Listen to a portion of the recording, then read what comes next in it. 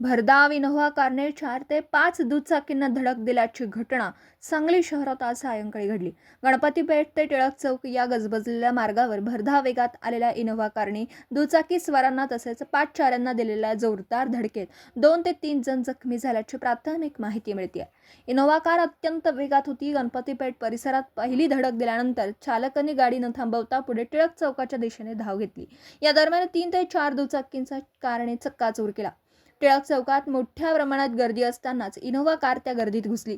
काही पादचारी आणि दुचाकी स्वार भरधाव वेगामुळे जखमी झाले. जखमींना तातडीने रुग्णालयात दाखल करण्यात आलं असून त्यांच्यावर उपचार सुरू आहेत. घटनेनंतर संतप्त झालेल्या जमावाने इनोव्हा चालकाला पकडून बेदम चोप दिला. यानंतर जमावाने कारची तोडफोड केली आहे. या तोडफोडीत इनोव्हा गाडीचं मोठ्या प्रमाणात नुकसान झालं. काही काळ परिसरात तणावाचं वातावरण निर्माण झालं होतं. घटनेची माहिती मिळताच पोलिसांनी तातडीने घटनास्थळी धाव घेत परिस्थिती नियंत्रणात आणली. पोलिसांकडून घटनेचा तपास सुरू असून चालक मद्यधुंद अवस्थेत होता याचीही चौकशी केली जाते.